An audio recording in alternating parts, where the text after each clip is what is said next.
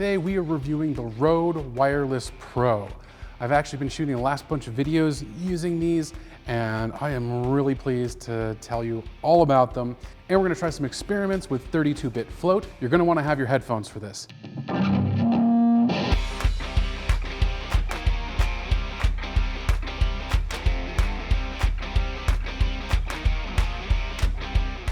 Don't forget to like this video and subscribe to the channel for more reviews, tutorials, and camera comparisons. Now, one more disclaimer before we get into it. This video might get a little bit loud, so please be cautious with how high your headphones are turned up or if you are in a public space. I will provide warnings when things are about to get loud. I'm gonna dial things, try and keep things not too extreme, but just bear that in mind. There are gonna be some loud things that come up. Okay, so the Rode Wireless Pro is the latest wireless mic system from Rode, and they really pulled out all the stops for this thing.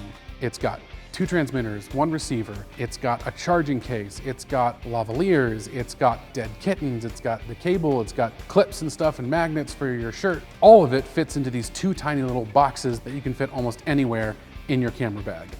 It also comes with a number of built-in features that are gonna make shooting easier for both professionals and beginners alike. Professionals are gonna love enabling time code and being able to place markers while you're recording, and beginners are gonna love the 32-bit float, the safety channels, and the auto gain assist. And since I've switched over to the Rode Wireless Pros, I've been very impressed with the audio quality, and I've also been very impressed with the noise floor on this. There is very little kind of intrinsic noise that I have to worry about. It seems to be very flexible and capturing a very clean signal, which is what every audio person like myself wants. But something I haven't really taken advantage of is the 32-bit float recording. So what is 32-bit float? 32-bit float is a bit like recording RAW in a camera. In RAW, you have latitude to bring down your exposure so you can have a darker image or raise your exposure to have a brighter image. 32-bit float is the same way. It is essentially shooting in RAW, but for audio. A couple caveats to this. This only records 32-bit float straight to the transmitters. Now, this transmits a signal to the receiver that goes into your camera or goes into some other audio device,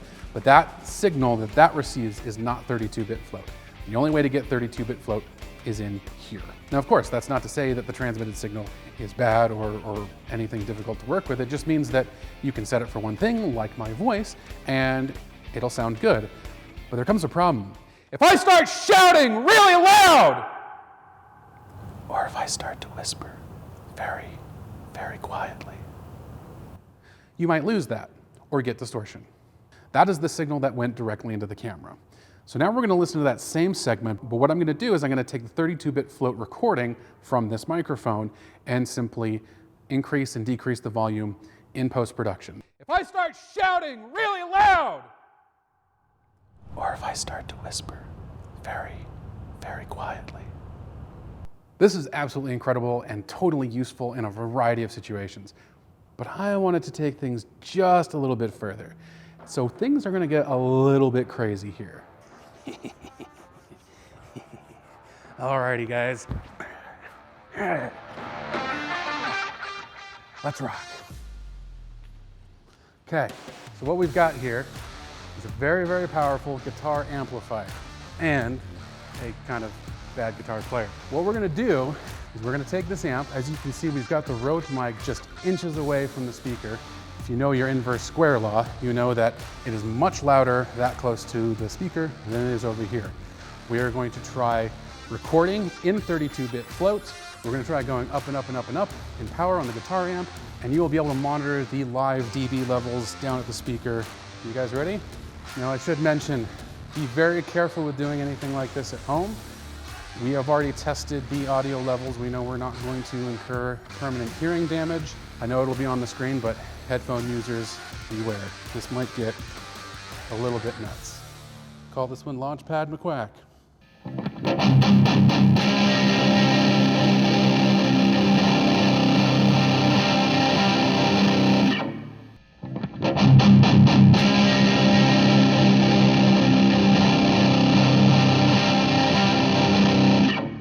That was a quarter power.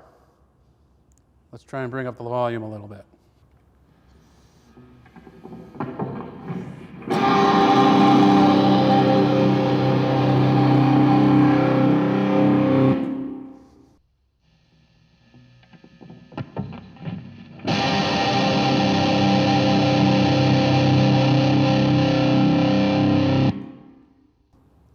That's half power.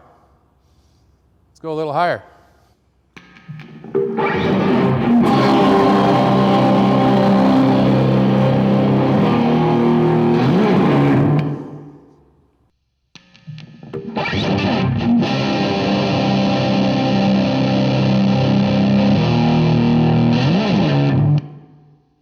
And that, my dear quiet friends, was 3/4 power. Now, I'm gonna tell my camera operator he might want to put his fingers in his ears for this next part.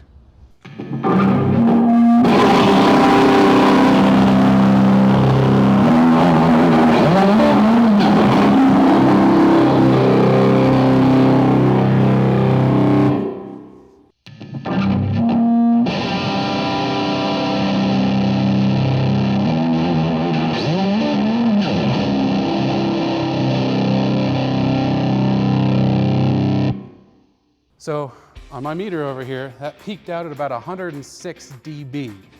That is loud. And my cameraman has informed me that at least 3 of those were peaking. So we're gonna take this into Adobe Audition, and if you're watching this, that means they sound great. Pretty wild, right?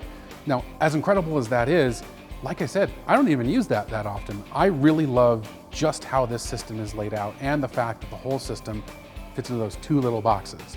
Even without the 32-bit float option, I feel like this is an extremely compelling, powerful audio recording tool that's also incredibly small. But what do you guys think? Are you excited for 32-bit float, or are you more excited about the fluffy little mic boys? Whatever it is, comment below and let us know. If you want to purchase the Rode Wireless Pro, you can do so at pictureline.com or by following a link in the description. All today's footage was shot using Delkin black cards. You can also find them in a link in the description. Be sure to check them out. Thank you so much for joining us, and don't forget to take your camera out today. See you next time.